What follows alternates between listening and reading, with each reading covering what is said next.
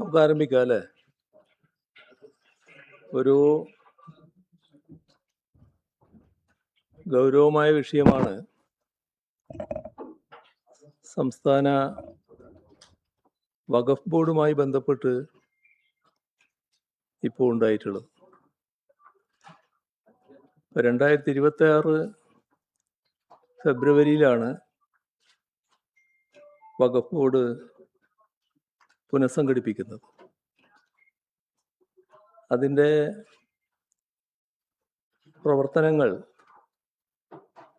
ആകെ സ്തംഭിപ്പിക്കാൻ ഉതകുന്ന തരത്തിലാണ് സംസ്ഥാന സർക്കാർ നിലപാട് സ്വീകരിച്ചിട്ടുള്ളത്. ഹൈക്കോടതിയിൽ ഇതുമായി ബന്ധപ്പെട്ട് വന്ന ഒരു കേസ്, അതിൽ ഹർജിക്കാരോടൊപ്പം ചേർന്നുകൊണ്ട് ഒരു ഒത്തുകളിയാണ് സർക്കാരിൻ്റെ ഭാഗത്തുനിന്നുണ്ടായത്. അതിലൂടെ ഒരിടക്കാല വിധി വന്നിട്ടുണ്ട്. ഇത് വലിയ തോതിൽ ഞെട്ടിപ്പിക്കുന്നൊരു സംഭവമാണ്. 2025 കേന്ദ്ര സർക്കാർ അതേവരെ ഉണ്ടായിരുന്ന വഖഫ് നിയമം പൊളിച്ചെഴുതി സമഗ്രമായി ഭേദഗതി ചെയ്യുന്നത്. അത് സംഘ് പരിവാർ അജണ്ട അനുസരിച്ചുള്ളതായിരുന്നു. അതിൻ്റെ ഭാഗമായി വഖഫ് ബോർഡിൽ അമുസ്ലിങ്ങളെ തിരികെ കയറ്റാനുള്ള നടപടികളുണ്ടായി. അതോടൊപ്പം തന്നെ പലതരത്തിലുള്ള മാറ്റങ്ങൾ ഭേദഗതിയായി കൊണ്ടുവന്നു. ഇവിടെ മുസ്ലിം ആചാരപ്രകാരം 5 വർഷമെങ്കിലും ജീവിച്ചുവെന്ന് തെളിയിക്കുന്നയാൾക്ക് മാത്രമേ വഖഫ് നൽകാൻ കഴിയൂ എന്നെല്ലാമുള്ള ഭേദഗതികളും അതോടൊപ്പം വന്നു. ഇവിടെ ശ്രദ്ധിക്കേണ്ട ഒരു കാര്യം, കേന്ദ്രം ഇത്തരൊരു നിയമം പാസാക്കിയെങ്കിലും സംസ്ഥാനങ്ങളിൽ BJP ഇതര രാഷ്ട്രീയ പാർട്ടികൾ നേതൃത്വം കൊടുക്കുന്ന സംസ്ഥാന സർക്കാരുകൾ ആ നിയമം വരുന്ന ഘട്ടത്തിൽ തന്നെ അതിനെതിരെ ശക്തമായ നിലപാടാണ് സ്വീകരിച്ചത്. ഇപ്പോൾ കേരളം, തമിഴ്നാട്, പശ്ചിമ ബംഗാൾ സർക്കാരുകൾ ഈ വന്ന വിവാദമായ വകുപ്പുകളോട് ശക്തമായ വിയോജിപ്പാണ് രേഖപ്പെടുത്തിയത്. പുതിയ ഭേദഗതി അനുസരിച്ച് അമുസ്ലിങ്ങളെ വഖഫ് ബോർഡിൽ ഉൾപ്പെടുത്തിയത് BJP ഭരിക്കുന്ന സംസ്ഥാനങ്ങളിൽ മാത്രമാണ്. ആ വഴിക്കാണ് ഇപ്പോൾ കേരള സർക്കാരും നീങ്ങുന്നത് എന്നാണ് ഉണ്ടായിട്ടുള്ള ദൗർഭാഗ്യകരമായ അവസ്ഥ. ഇപ്പോൾ വ്യത്യസ്ത മതവിഭാഗങ്ങൾ, അവരുടെ വിശ്വാസങ്ങൾ, അവയെല്ലാം സംബന്ധിച്ചുള്ള സ്ഥാപനങ്ങൾ അതത് മതവിഭാഗങ്ങളിൽപ്പെട്ടവർ തന്നെയാണ് പൊതുവെ കൈകാര്യം ചെയ്തു പോകുന്നത്. ഇതാണ് മതനിരപേക്ഷതയുടെ ഭാഗമായി നമ്മുടെ രാജ്യം പൊതുവെ അംഗീകരിച്ചിട്ടുള്ളത്. അതനുസരിച്ചുള്ള നടപടികളാണ് ഇതേവരെ തുടർന്നു വരുന്നത്. ഇവിടെ വിവിധ മതവിഭാഗങ്ങളുടെ ഒട്ടേറെ സ്ഥാപനങ്ങളും സംവിധാനങ്ങളുമുണ്ട്. അവയിലെല്ലാം അവയുടെ മാനേജ്മെൻറ്റുമായി ബന്ധപ്പെട്ട വിഷയങ്ങളിൽ മറ്റു മതസ്ഥർ കൈകടത്തുന്നത് സാധാരണഗതിയിൽ ശരിയായ രീതിയല്ല. അങ്ങനെ ഒരു നിലപാട് സ്വീകരിച്ചു വരുന്നില്ല പൊതുവിൽ. ഇതിന് യോജിക്കാത്ത, ഇതിനെതിരായ സമീപനമാണ് പുതിയ വഖഫ് ഭേദഗതിയിലൂടെ കേന്ദ്ര സർക്കാർ മുന്നോട്ട് വെച്ചത്. ഇവിടെ കാണേണ്ട പ്രത്യേകത, രാജ്യത്തുള്ള മതവിഭാഗങ്ങളിൽ ഒന്നാണ് മുസ്ലിം. ഈ മുസ്ലിം വിഭാഗങ്ങളുമായി ബന്ധപ്പെട്ടവരുടെ മാത്രം സംവിധാനമാണ് വഖഫ് ബോർഡ്. അതിൻ്റെ മാനേജ്മെൻറ്റിൽ അമുസ്ലിങ്ങളെ തിരികെ കയറ്റാനുള്ള ശ്രമമാണ് സംഘപരിവാർ നടത്തിയത്. അതാണ് നിയമഭേദഗതിയിലൂടെ BJP സർക്കാർ പ്രാവർത്തികമാക്കിയത്. ഇത് ഇന്ന് മുസ്ലിമെതിരെയാണ് വന്നതെങ്കിൽ നാളെ മറ്റു മതവിഭാഗങ്ങളുടെ കാര്യത്തിലും സ്വീകരിക്കുമെന്ന് തന്നെയാണ് കാണേണ്ടത്. പൊതുവിൽ മതനിരപേക്ഷ സമീപനത്തിന് നിരക്കാത്തതും മതനിരപേക്ഷ വിരുദ്ധവുമായ നിലപാടാണ് ഇക്കാര്യത്തിൽ BJP സ്വീകരിച്ചിട്ടുള്ളത്. LDF സർക്കാർ സംസ്ഥാനത്ത് അധികാരത്തിലുണ്ടായിരുന്ന കാലത്ത് 2024 ഒക്ടോബർ 14 ന്യൂനപക്ഷ വിഭാഗങ്ങളുടെ ഭരണഘടനാ അവകാശങ്ങളെ ഹനിക്കുന്ന കേന്ദ്ര സർക്കാർ നയത്തിനെതിരെ നിയമസഭയിൽ ഒരു പ്രമേയം അവതരിപ്പിച്ചിരുന്നു. ആ പ്രമേയം ഐകകണ്ഠ്യേനയാണ് നിയമസഭ അംഗീകരിച്ചത്. അന്ന് കേന്ദ്ര സർക്കാരിൻ്റെ ഇത്തരമൊരു ഇടപെടലിനെതിരെ കോൺഗ്രസും മുസ്ലിം ലീഗും അടങ്ങുന്ന UDF ആശങ്ക പ്രകടിപ്പിച്ചിരുന്നു. എന്നാൽ ഏത് കാര്യത്തിലാണോ ആശങ്ക പ്രകടിപ്പിച്ചത്, ആ നിയമം അതിൻ്റെ വള്ളിപുള്ളി വ്യത്യാസമില്ലാതെ പൂർണ്ണമായി നടപ്പാക്കാനാണ് ഞങ്ങൾ തയ്യാറാകുന്നത് എന്നാണ് കേരള ഹൈക്കോടതിയിൽ സർക്കാർ വ്യക്തമാക്കിയിട്ടുള്ളത്. മറ്റൊരു കാര്യവും ഓർക്കേണ്ടതാണ്. ലോക്സഭയിൽ ബില്ല് അവതരിപ്പിച്ച ഘട്ടത്തിൽ ഇടതുപക്ഷം ശക്തമായി അതിനെതിരെ നിലപാടെടുത്തിരുന്നു.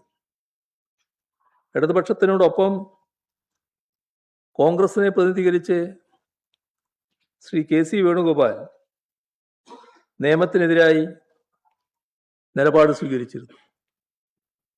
ഇതെല്ലാം അവഗണിക്കുന്ന നിലയാണ് ഇപ്പോൾ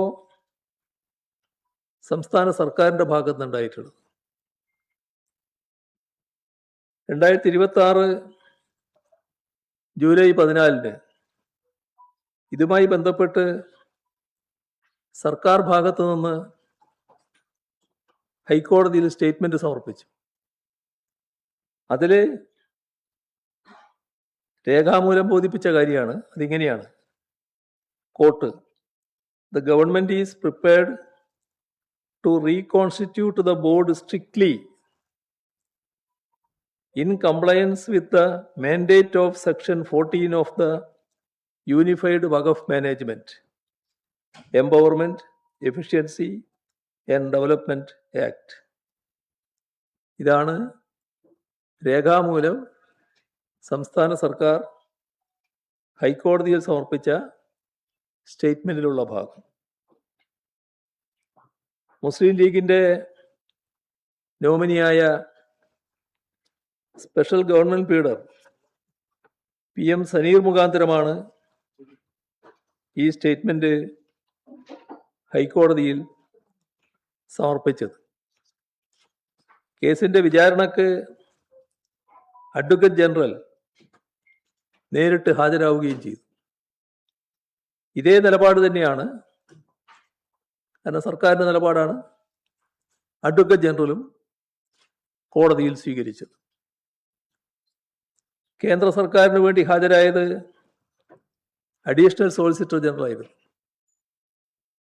അദ്ദേഹവും ഇക്കാര്യത്തിൽ ഹർജിക്കാരോടും സംസ്ഥാന സർക്കാരിനോടുമുള്ള യോജിപ്പ് കോടതിയെ അറിയിച്ചു. വഖഫ് നിയമത്തിലെ 14-ാം വകുപ്പ് പ്രകാരമാണ് സംസ്ഥാന വഖഫ് ബോർഡ് രൂപീകരിക്കുന്നത്. ഇപ്പോൾ 1-ാം ഭേദഗതി അനുസരിച്ച് 11-ൽ കവിയാത്ത അംഗങ്ങളെ സംസ്ഥാന സർക്കാർ നോമിനേറ്റ് ചെയ്താണ് ബോർഡ് രൂപീകരിക്കേണ്ടത്.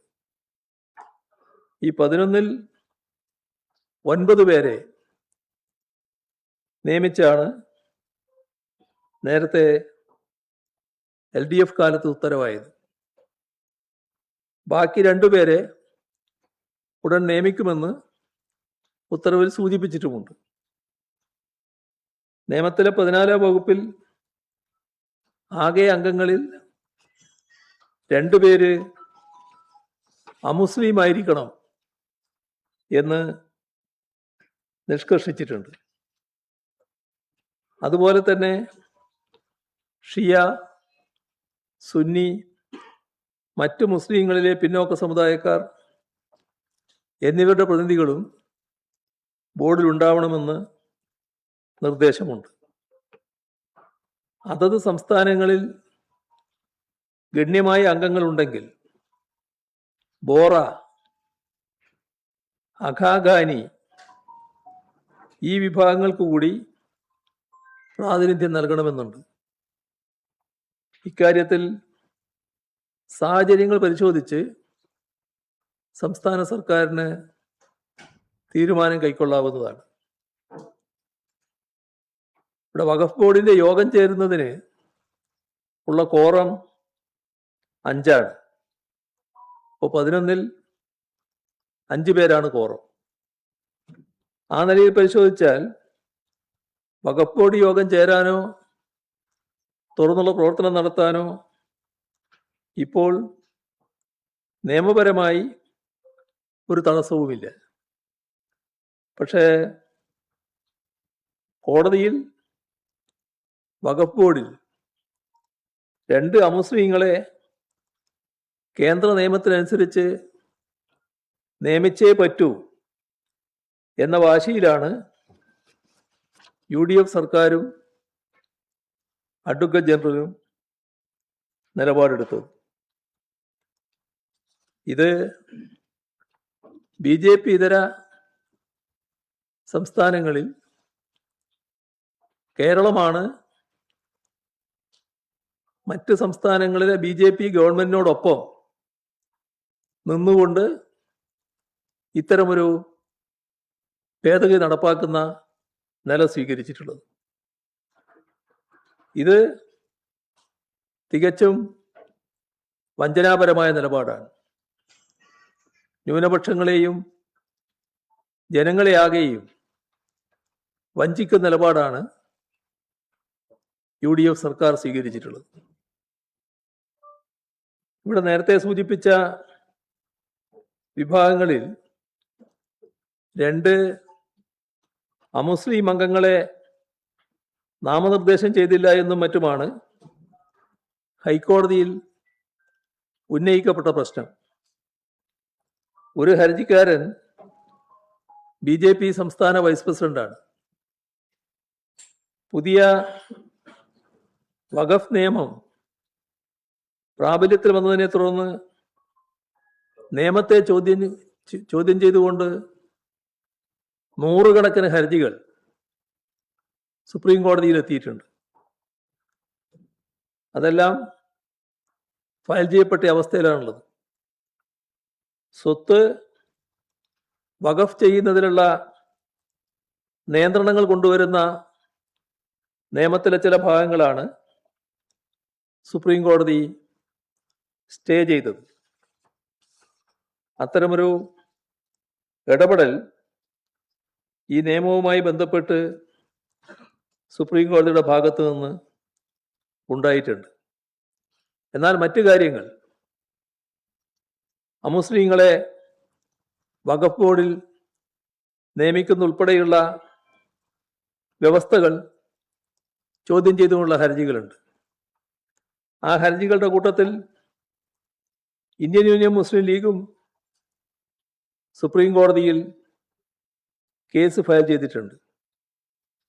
ഈ അമുസ്ലിങ്ങളെ ഉൾപ്പെടുത്തുന്നതിനെ ചോദ്യം ചെയ്യുന്നത് IUML ഹർജിയുടെ ഭാഗമായി കാണാൻ കഴിയും. ഏറ്റവും രസാവഹമായ കാര്യം, ലീഗിന്റെ മന്ത്രിയാണ് വഖഫ് വകുപ്പിന്റെ ചുമതലയുള്ള മന്ത്രി. ആ ചുമതല ഏറ്റെടുത്ത ഉടൻ ലീഗിന്റെ പ്രഖ്യാപിത നയത്തിനെതിരായ നിലപാട് സ്വീകരിച്ചതായിട്ടാണ് കാണുന്നത്. ഇത് വ്യക്തിപരമായി ആ മന്ത്രിയുടെ നിലപാടാണ് എന്ന് ഞാൻ കരുതുന്നില്ല. ഇന്ത്യൻ മുസ്ലിം ലീഗിന്റെ നിലപാടിൽ മാറ്റം വന്നതിൻ്റെ ഭാഗമായിട്ടായിരിക്കാം ഇത്തരത്തിൽ ഒരു നിലപാട് മന്ത്രി എടുത്തത് എന്ന് മാത്രമേ കരുതാനാവൂ. തീർത്തും വിരോധാഭാസമായൊരു കാര്യമാണിത്. ഈ കേസുകളെല്ലാം സുപ്രീം കോടതിയുടെ സജീവ പരിഗണനയിലിരിക്കുകയാണ്. അത്തരം കാര്യങ്ങളിൽ സുപ്രീം കോടതിയുടെ നിലപാട് വരേണ്ടതായിട്ടാണ് ഇരിക്കുന്നത്. അതെല്ലാം പരിഗണിച്ചുകൊണ്ടാണ് LDF സർക്കാർ കേന്ദ്ര നിയമത്തിനോടുള്ള നയപരമായ എതിർപ്പിനോടൊപ്പം അമുസ്ലിങ്ങളായ അംഗങ്ങളെ കോടതിയുടെ തീർപ്പനുസരിച്ച് ഉൾപ്പെടുത്തുന്ന കാര്യത്തിൽ പിന്നീട് നിലപാടെടുക്കാം എന്ന സമീപനം LDF സർക്കാർ സ്വീകരിക്കാനിടയായത്.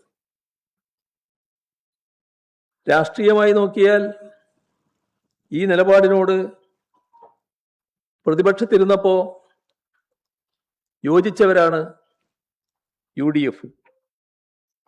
എന്നാൽ ഭരണത്തിൽ വന്ന ശേഷം പൊതുവെ ന്യൂനപക്ഷങ്ങൾക്കും മതനിരപേക്ഷ ചിന്താഗതിക്കാർക്കുമെല്ലാം ആശങ്ക ഉളവാക്കുന്ന വിധത്തിലാണ് ഇവരെ കൂടി, ഈ രണ്ട് അമുസ്ലിങ്ങളെ കൂടി ഉൾപ്പെടുത്താം, അത് ഒഴിവാക്കാൻ പറ്റാത്തതാണ് എന്ന നിലപാട് കോടതിയിൽ UDF ഗവൺമെന്റ് അറിയിക്കുന്നത്. തെരഞ്ഞെടുപ്പിന് മുൻപ് UDF ഉയർത്തിയ രാഷ്ട്രീയ ഡീൽ, അതുമായി ബന്ധപ്പെട്ട ആരോപണങ്ങൾ പൊതുസമൂഹം ഓർക്കുന്നുണ്ടാവും. അതെല്ലാം അവർക്ക് തന്നെ ചേരുന്നതാണ് എന്താണ് ഈ സർക്കാർ അധികാരത്തിൽ വന്നതിന് ശേഷമുള്ള ചുരുങ്ങിയ നാളുകൾ കൊണ്ട് തന്നെ തെളിയിക്കപ്പെട്ടിട്ടുള്ളത്. സംഘപരിവാറുമായി രഹസ്യധാരണയോ കൈകോർക്കലോ അല്ല, അതിനു പകരം സമ്പൂർണമായ കീഴടങ്ങലും പാദസേവയുമാണ് ഇപ്പോഴത്തെ നടപടികളിലൂടെ പുറത്തു വന്നിട്ടുള്ളത്. പൗരത്വ നിയമ ഭേദഗതി, SIR പ്രക്രിയ, ഇതെല്ലാം കേന്ദ്ര സർക്കാർ വ്യാപകമായി ദുരുപയോഗം ചെയ്തത് നാം കണ്ടതാണ്. ഇപ്പോ വലിയൊരു നീക്കം കേന്ദ്ര സർക്കാരിൻ്റെ ഭാഗത്തുനിന്നുണ്ടാവുകയാണ്. അതിലേക്ക് വിശദമായിട്ട് ഞാനിപ്പോൾ പോകുന്നില്ല. ന്യൂനപക്ഷങ്ങൾ അധിവസിക്കുന്ന ചില പ്രദേശങ്ങൾ ജനസംഖ്യാ വ്യതിയാനം, ഡെമോഗ്രാഫിക് ചേഞ്ച് പഠിക്കുവാൻ കേന്ദ്ര സർക്കാർ പ്രത്യേക സമിതിയെ നിയോഗിച്ചിരിക്കുന്നു. ഇത് വലിയ വിവാദമാണ് ഉയർത്തിയിട്ടുള്ളത്. കേന്ദ്രത്തിൻ്റെ സമീപനം എന്താണ് എന്ന് മതനിരപേക്ഷ സമൂഹത്തിനൊക്കെ നല്ല വ്യക്തതയോടെ തിരിച്ചറിയാൻ കഴിഞ്ഞിട്ടുണ്ട്. ജനങ്ങളെ മതപരമായും വർഗീയമായും വിഭജിക്കുന്ന സംഘപരിവാർ അജണ്ടയുടെ മറ്റൊരു ഉൽപ്പന്നമായാണ് ഈ പുതിയ കേന്ദ്ര വഖഫ് നിയമത്തെ കാണേണ്ടത്. LDF കാലത്ത് ആ നിയമത്തിനെതിരെയുള്ള ഒരു ചെറുത്തുനിൽപ്പാണ് നടത്തിയിട്ടുള്ളത്.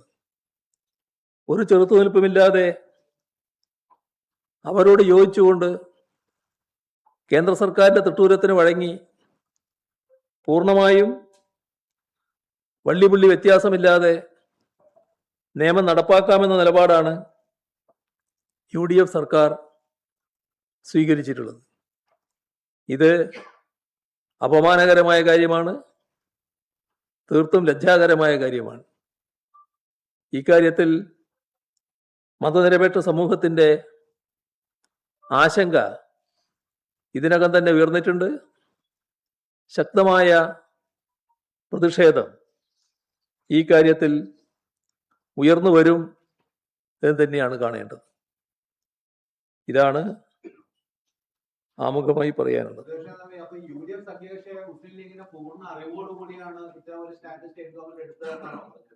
പിന്നെ എന്താ സംശയം? അതിൽ നിങ്ങൾക്ക് സംശയമായോ? അതല്ലേ വ്യക്തമായിട്ട് വന്നിട്ടുള്ളത്. അവരുടെ അഡ്വക്കറ്റാണ് കോടതിയുടെ മുന്നിലേക്ക് ഇത് എത്തിക്കുന്നത്. അത് അഡ്വക്കറ്റിൻ്റെ മാത്രം ഏർപ്പാടല്ല, സർക്കാരിൻ്റെ നിലപാടാകുമ്പോൾ അഡ്വക്കറ്റ് ചെയ്യണമല്ലോ ഗവൺമെൻറ് പേരുടെ നിലക്ക്. എന്നാൽ ആ അഡ്വക്കറ്റിൻ്റെയോ ആ വകുപ്പ് കൈകാര്യം ചെയ്യുന്ന മന്ത്രിയുടെയോ മാത്രം ഉത്തരവാദിത്തമായിട്ട് എല്ലാവരും അത് വരുന്നത്. ഇന്ത്യൻ യൂണിയൻ മുസ്ലിം ലീഗ് തന്നെ ഇതിന് മറുപടി പറയേണ്ടതായിട്ടുണ്ടല്ലോ. കഴിഞ്ഞ 10 വർഷമായി കേരളത്തിൽ പുതിയ തലമുറയുടെ വിദ്യാർത്ഥികളുടെ നിസ്സാരണ പോലും അറിഞ്ഞിട്ടില്ല. ഇപ്പൊ നിരന്തരമായി ലോഡ് ഷെഡിങ് ഉണ്ടാവുകയാണ്. അത് ഒരു ദിവസം 2 നേരം 3 നേരമൊക്കെ ലോഡ് ഷെഡിങ് ആണ്, കറണ്ട് ഇല്ല. ഇപ്പൊ കഴിഞ്ഞ ദിവസം കേരള മുഖ്യമന്ത്രി പോലും പങ്കെടുക്കുന്ന ഒരു പരിപാടിയിൽ വൈദ്യുതി പോയി. ഇത് സംബന്ധിച്ച് എന്താണ് പറയുന്നത്? ഇതെല്ലാവരും ചർച്ച ചെയ്തുകൊണ്ടിരിക്കുന്ന ഒരു കാര്യമാണ്.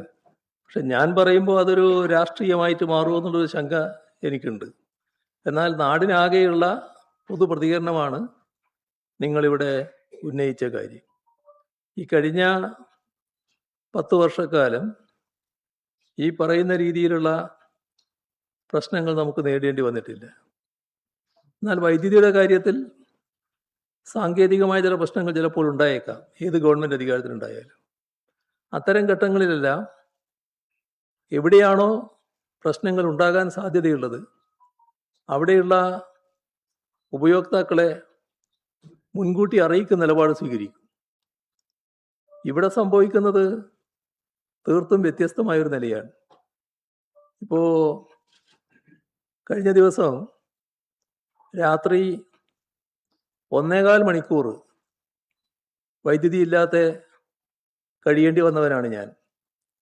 എൻ്റെ വീട്ടിൽ 1.25 മണിക്കൂറാണ് വൈദ്യുതി ഇല്ലാതായത്.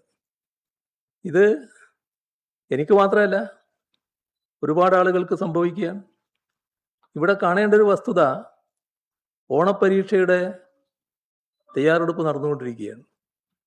ആ ഘട്ടത്തിൽ കുട്ടികൾക്ക് വലിയ പ്രയാസം ഉണ്ടാക്കുന്നു. ഈ വൈദ്യുതി കട്ട് പലതരത്തിലുള്ള പ്രശ്നങ്ങൾ ഉണ്ടാക്കുമെന്ന് അറിയാത്തതല്ല സർക്കാരിന്.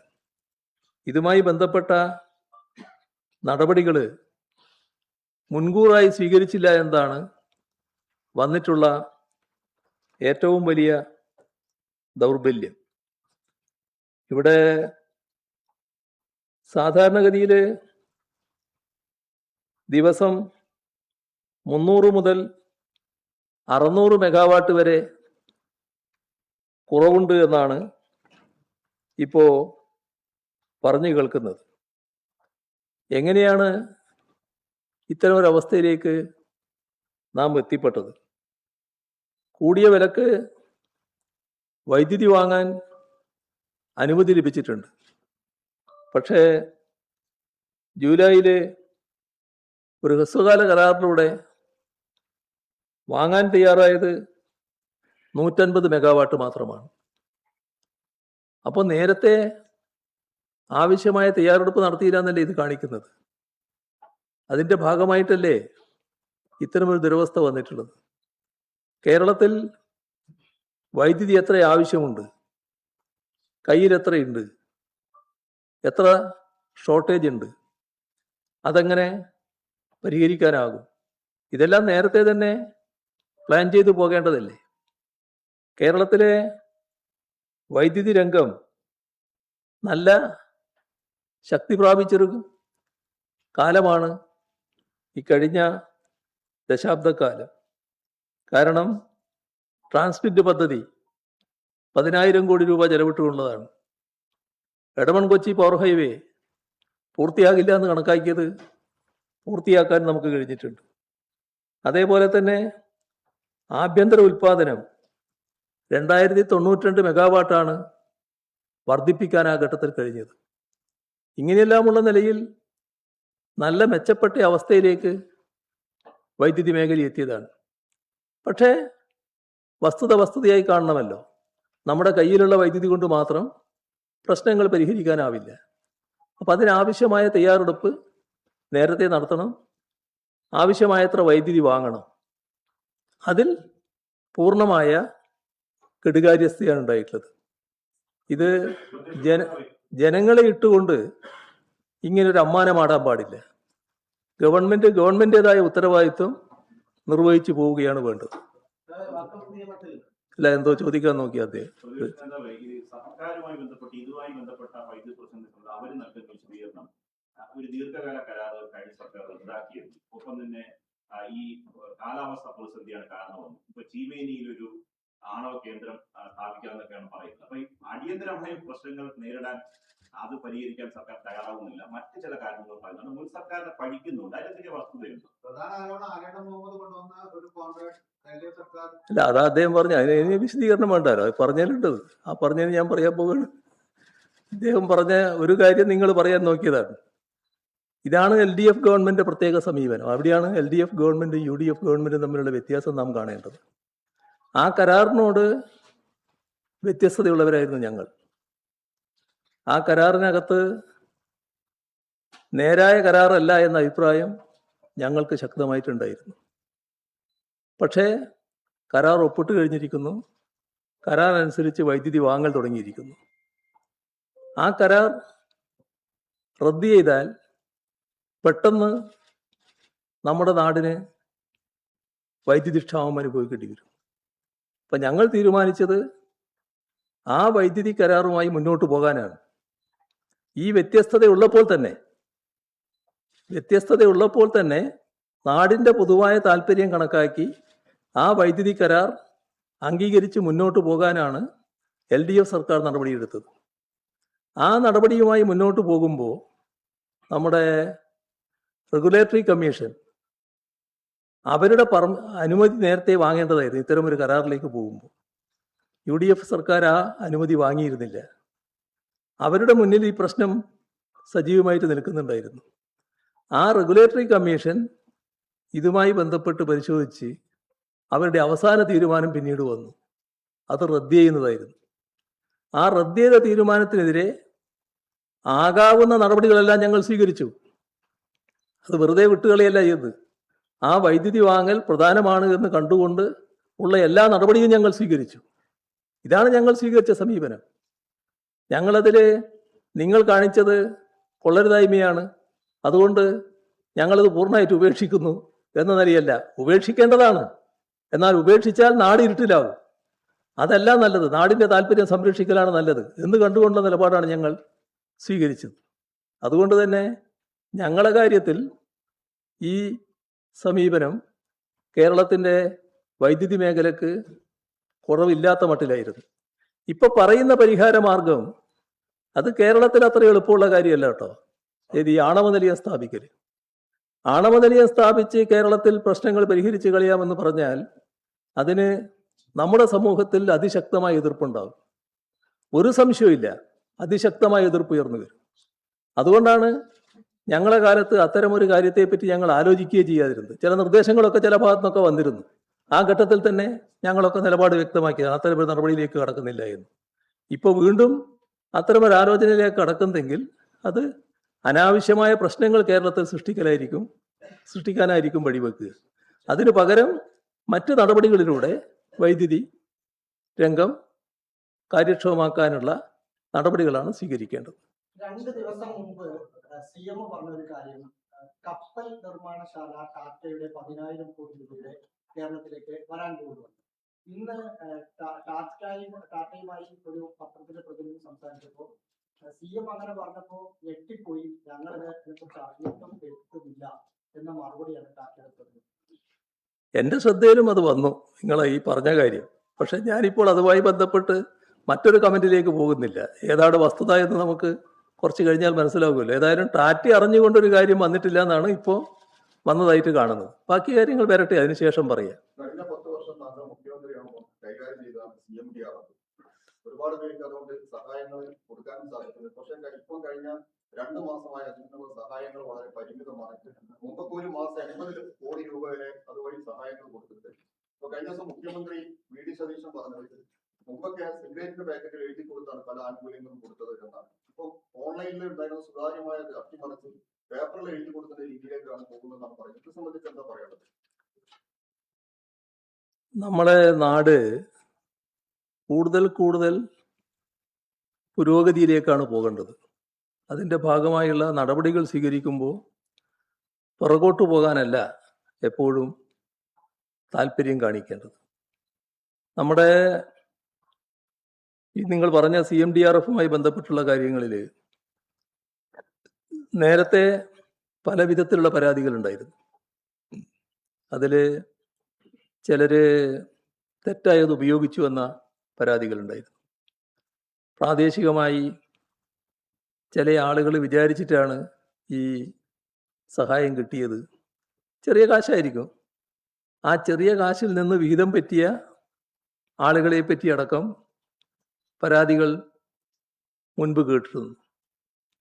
അങ്ങനെയെല്ലാമുള്ള അനുഭവം ധാരാളം UDF ഗവൺമെന്റ് കാലത്ത് കേരളത്തിലുണ്ടായതാണ്.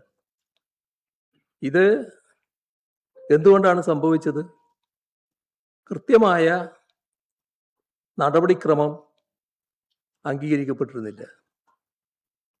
അതിനുശേഷം LDF സർക്കാർ നിയതമായ മാനദണ്ഡങ്ങൾ വെച്ചു.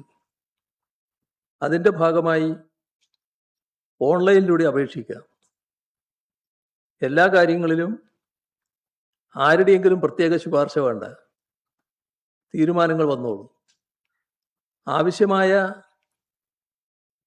സാക്ഷ്യപ്പെടുത്തലുകൾ ഉണ്ടാവും. വില്ലേജ് ഓഫീസറും തഹസിൽദാറും കലക്ടറുമൊക്കെ സാക്ഷ്യപ്പെടുത്തിയ കടലാസാണ് ഓൺലൈനായിട്ട് വരുന്നത്. അപ്പോൾ അതുമായി ബന്ധപ്പെട്ട് അർഹതയുള്ള സഹായം അവരാഗ്രഹിക്കുന്ന മുഴുവൻ കൊടുക്കാൻ കഴിഞ്ഞൊന്നും വരില്ല. പക്ഷെ ചെറിയ സഹായം എങ്കിലും ഇതിൻ്റെ ഭാഗമായിട്ട് നൽകുന്ന രീതിയാണ്. ഇതിനെക്കുറിച്ചൊരു പരാതി ഉണ്ടായിട്ടില്ല. പരാതി ഉണ്ടായത് ആർക്കാ?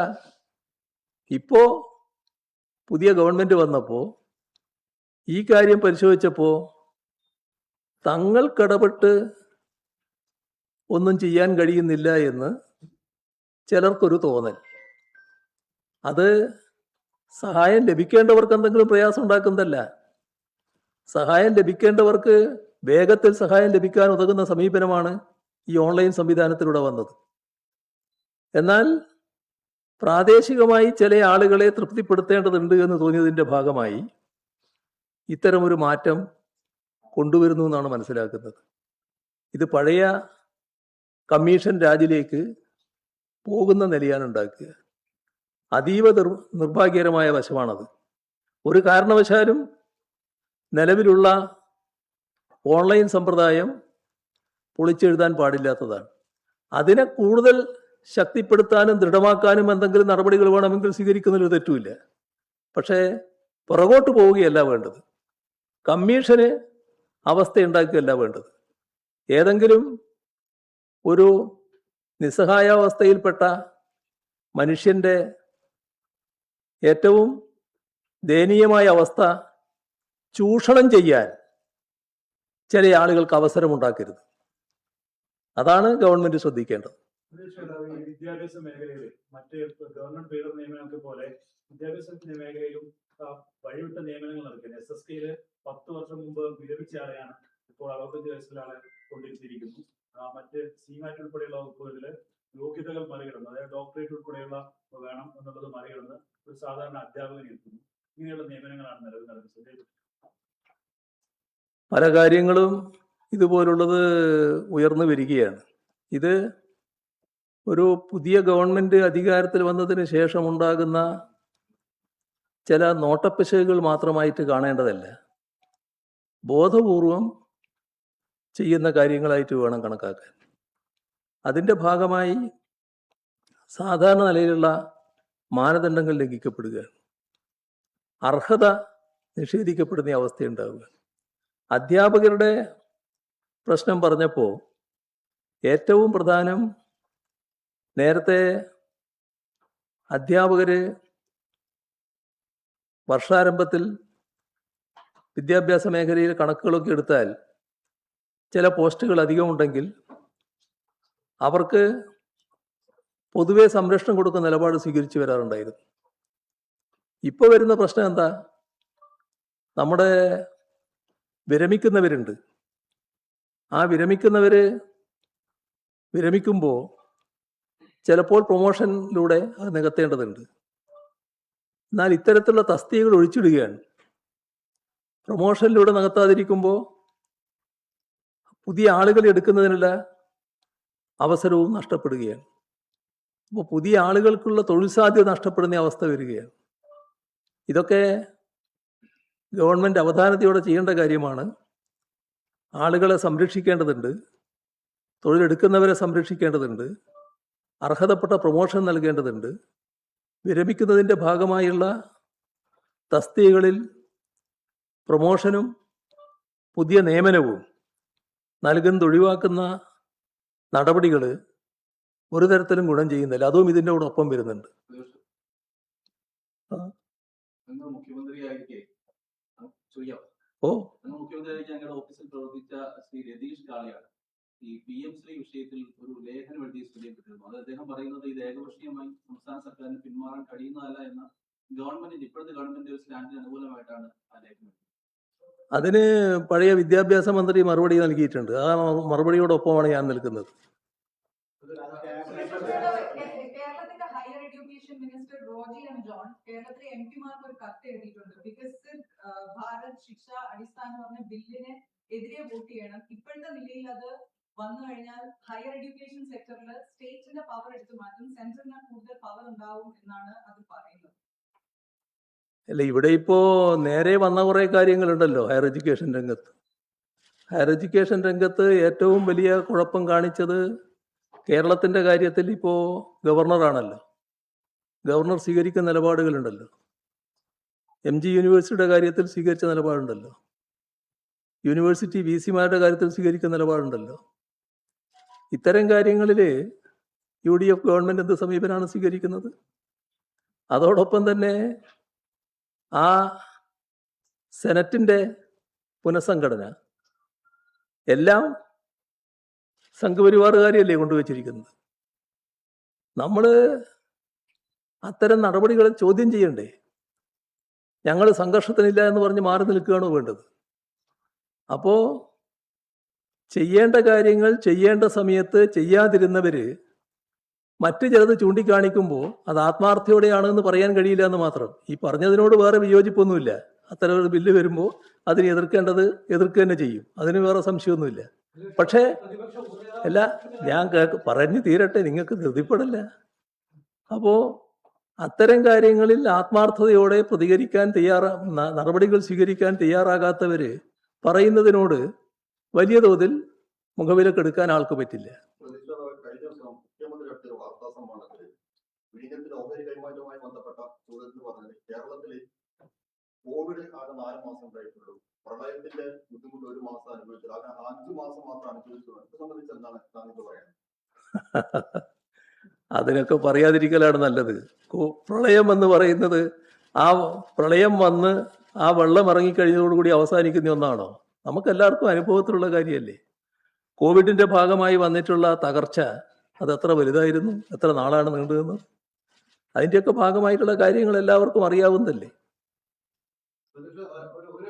സേഫ്റ്റി ബന്ധപ്പെട്ട ഒരു ചോദ്യം കൂടി. അതില് സിഎമ്മിന്റെ മറുപടി എന്താണെന്ന് വെച്ചാൽ ഓൺലൈൻ മുഖാന്തരം നടപ്പിലാക്കി ഒരുപാട് ഡിലേ, പലർക്കും മാസക്കണക്കിന് ഡിലേ വന്നു, അതുകൊണ്ട് മാത്രമാണ് ഞങ്ങളിപ്പോ നേരിട്ട് ഒപ്പിട്ട് കൊടുത്ത് രീതി കൊണ്ടുവന്നത്. അതിൽ എന്തെങ്കിലും വാസ്തവം ഉണ്ടായിരുന്നു? അങ്ങനെ ഒരു ഡിലേ കിട്ടുന്നവർക്ക് കിട്ടാനുള്ള ഉണ്ടായിരുന്നു? ഇപ്പം ഉള്ള സിസ്റ്റത്തിലാണ് ഈ പറയുന്ന മാറ്റം വന്നാലാണ് ഡിലേ വരിക. ആ ഡിലേ ഒഴിവാക്കുന്നതിനാണ് ഇത് ഏറ്റവും സഹായകരം. മാത്രമല്ല, ഞാൻ പറഞ്ഞ മറ്റേ കാര്യത്തിനാണ് ഇതിടയാക്കുക. അതാണ് കാണേണ്ടത്. ഈ പ്രതിപക്ഷ ഉപനേതാവ് കാര്യത്തില് അത് കഴിഞ്ഞു എന്നാണ് താങ്കൾ അന്ന് പിണറായി വാർത്താ സമ്മേളനം നടത്തിയ സമയത്ത് അതൊക്കെ കഴിഞ്ഞതാണ് എന്നാണ് പറഞ്ഞത്. അത് കഴിഞ്ഞു? അതേ, കഴിഞ്ഞല്ലോ. ഇപ്പോൾ ഞാൻ അവിടെ തന്നെയാണ് നിൽക്കുന്നത്. കഴിഞ്ഞതാണ്. അതൊരു പ്രശ്നമായിട്ട് നിൽക്കുന്നത്. എന്ത് വിട്ടുവീഴ്ചയാണ്? ആരാ വിട്ടുവീഴ്ച ഇതിന് വേണ്ടത്? ഈ കേരളത്തിൽ ഏതെങ്കിലും കാലത്ത് ഇത്തരം ഒരു പ്രശ്നം ഉണ്ടായിട്ടുണ്ടോ? ഇല്ലാത്തൊരു പ്രശ്നം ചർച്ച ചെയ്യണമെന്ന് പറഞ്ഞാൽ എന്ത് ചർച്ചയാണ് വേണ്ടത്?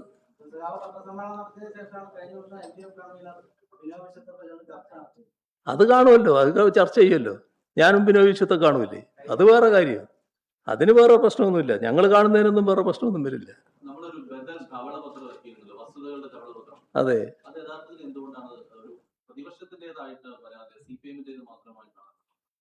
അല്ല, അത് AKG പഠന ഗവേഷണ കേന്ദ്രത്തിന്റെ ഭാഗമായിട്ടാണ് ഇത് വന്നത്. AKG പഠന ഗവേഷണ കേന്ദ്രമാണ് ഇത് പുറത്തിറക്കിയത്.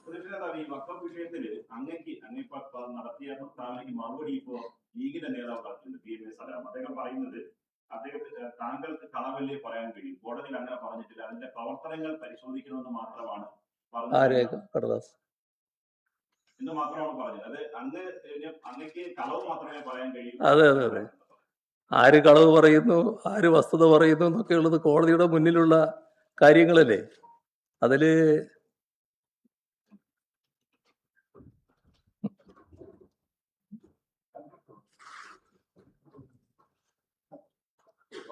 പ്രവർത്തനം പരിശോധിക്കണമെന്ന് മാത്രമാണ് സർക്കാർ അഭിഭാഷകൻ പറഞ്ഞത്. കേസ് പരിഗണിച്ചപ്പോൾ നിയമാനുസൃതമല്ലെന്ന് കോടതി പറഞ്ഞു.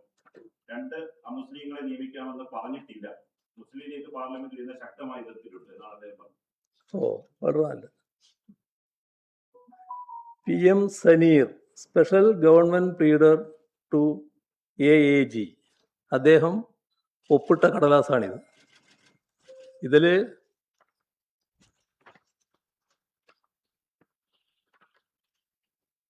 it is contended that 2 non-Muslims are provided under the second proviso, 1 Shia and 1 other backward classes among Muslim community provided under the third proviso, 1 each from Bohra and Agakam communities, which are to be nominated as per 4th proviso of subsection 1 of section 14, is not represented in the Waqf board as per the notification.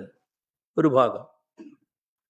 It is further contended that the determination of various clauses among Muslim community envisaged under section 14(6) has not been carried out by the government before insisting the above notifications. There is another contention that the persons who are appointed representing various classes specified under subsection 1 of section 14 was not fulfilling the necessary qualifications to represent a particular category. അവസാന ഭാഗം ഒന്ന് ശ്രദ്ധിച്ചേ. Taking note of all the above facts and infirmities, the government is prepared to reconstitute the board strictly in compliance with the mandate of section 14 of the Unified Waqf Management, Empowerment, Efficiency and Development Act 1995. എന്തായി പറഞ്ഞത്? ഞാനാണോ കളവ് പറഞ്ഞത്? എത്ര വേഗത്തിലാണ് ആളുകളെ തെറ്റിദ്ധരിപ്പിക്കാനുള്ള ശ്രമങ്ങൾ നടക്കുന്നതാണ് കാണേണ്ടത്. ഒരുപാട് കള്ളങ്ങൾ പ്രചരിപ്പിച്ചുകൊണ്ട് തെറ്റിദ്ധരിപ്പിക്കാനുള്ള ശ്രമങ്ങൾ നടന്നതാണല്ലോ. ഇത് കയ്യോടെ ഇതിൻ്റെ അടിയിൽ PM Saneer special government pleader to AAG എന്ന് പറഞ്ഞ് ഒപ്പിട്ടിട്ടുണ്ട്. ആ ഭാഗമാണ് ഞാൻ നേരത്തെ പറഞ്ഞത്. ഇനി അതിന്റെ അപ്പുറത്തുള്ള കടലാസുകളും എൻ്റെ കയ്യിലുണ്ട്. എല്ലാം എല്ലാത്തിലേക്കും ഞാനിപ്പോൾ പോകുന്നില്ല. അതായത് കേന്ദ്ര വകുപ്പാണെങ്കിലും മറ്റേത് വിഷയത്തിലാണെങ്കിലും കേന്ദ്ര സർക്കാർ ഒരു നിയമം കൊണ്ടുവരുമ്പോൾ അതിന് വിരുദ്ധമായ നടപടി സ്വീകരിക്കാൻ ഏതൊക്കെ തരത്തിലാണ് പ്രായോഗികമായി സംസ്ഥാന സർക്കാരുകൾക്ക് കഴിയണമല്ലോ. ഇവിടെ ഒരു മുസ്ലിം മതവിഭാഗത്തിന്റെ ബന്ധപ്പെട്ടിട്ടുള്ളൊരു സംവിധാനം, ആ സ്ഥാപനത്തിന്റെ നിയന്ത്രണം അമുസ്ലിമിന്റെ കയ്യിലാവണം എന്ന് പറയുന്നതിനോട് യോജിക്കാനാവുമോ? അതിനെതിരെയുള്ള ഫൈറ്റ് വലിയ തോതിൽ നടക്കുകയല്ലേ. അതിന്റെ ഭാഗമായിട്ടല്ലേ നൂറുകണക്കിൽ ഹർജികള് സുപ്രീം കോടതിയുടെ മുന്നിൽ നിൽക്കുന്നത്. സുപ്രീം കോടതി വിധി പറയാൻ നിൽക്കുകയല്ലേ. നിങ്ങൾ എന്തിനാണ് ധൃതിപ്പെട്ട് അതിനോടൊപ്പം നിൽക്കുന്നത്, അതിനോടൊപ്പം ചേരുന്നത്? അതുമായി ബന്ധപ്പെട്ടുള്ള കാര്യങ്ങൾക്ക് സാവകാശം എടുക്കണ്ടേ? ആ അവസാനം വരെ നമ്മൾ നോക്കണ്ടേ? മുസ്ലിമിന്റെ താല്പര്യം സംരക്ഷിക്കുന്നതിനുള്ള നടപടികൾ സ്വീകരിക്കണ്ടേ? അവിടെയല്ലേ ന്യൂനപക്ഷ സംരക്ഷണത്തിന്റെ പ്രശ്നം വരുന്നത്. എല്ലാം നമുക്ക് എല്ലാവർക്കും അറിയാവുന്നതാണല്ലോ എന്തുകൊണ്ടാണ് ഇങ്ങനെ വരുന്നത് എന്ന്. ആ വരവ് നല്ലതല്ല. അവിടെയാണ് ഞാൻ നേരത്തെ പറഞ്ഞ കീഴടങ്ങലും ദാസ്യമനോഭാവവും വരുന്നത്. ആ കീഴടങ്ങലും ദാസ്യമനോഭാവവുമല്ല കേരളത്തിന്റെ മതനിരപേക്ഷ സമൂഹം, ഇവിടുത്തെ ഈ സംസ്ഥാനത്തെ ഗവൺമെന്റിൽ നിന്ന് പ്രതീക്ഷിക്കുന്നത്. ഏത് ഗവൺമെന്റ് ആയാലും അതാണ് പ്രശ്നം. ഈ LDFന്റെ യോഗം ഇതുവരെ ചേർന്ന് തെരഞ്ഞെടുപ്പിന്റെ ഫലം പോലും അവലോകനം ചെയ്യാൻ കഴിഞ്ഞിട്ടില്ലല്ലോ. കാരണം LDF യോഗം ഒന്ന് ഫലം ഒരു തവണ കൂടി പിന്നീട് ഓരോരോ കക്ഷികൾ ആലോചിച്ചിട്ട് വരട്ടെ തീരുമാനിച്ചിരുന്നു. ഈ LDF യോഗം ചേരാൻ കഴിയുന്നില്ല, നിയമസഭാ കക്ഷിയുടെ സംയുക്ത യോഗം ചേരാൻ കഴിയുന്നില്ല. ഇതൊരു പ്രതിസന്ധിയായിട്ട് എന്തായാലും കാരണം ഒരു പ്രത്യേക പ്രതിസന്ധിയില്ല. LDF അല്ല അതിന്റെ വഴിക്ക് ചേരും. ഒരു പ്രത്യേക പ്രതിസന്ധിയും അതിന്റെ ഭാഗമായിട്ട് വരാനില്ല. അപ്പൊ നമുക്ക് ബാക്കി പിന്നെ കാണാം അല്ലേ? ആ ഓ ഉസ്ബെക്കിസ്ഥാനിൽ കൊല്ലപ്പെട്ട സാബയ പ്രസിഡന്റിന്റെ കൊലപാതകവുമായി ബന്ധപ്പെട്ട് ക്രൈംബ്രാഞ്ച് അന്വേഷണം നടക്കുന്നുണ്ട്. അത് കേന്ദ്ര ഏജൻസി അന്വേഷണം എന്ന് പറയുന്നത് മതപരിവർത്തനവുമായി ബന്ധപ്പെട്ടാണ് കൊല്ലപ്പെടുന്നത്. അത് വിഷയം ശ്രദ്ധയിൽപ്പെട്ട് എന്താണ് അതിന് പറയാനുള്ളത്? അത് പിന്നീട് പറയാം. നമുക്കിപ്പോ നിർത്താം. ഏതായാലും അതാ നല്ലത്.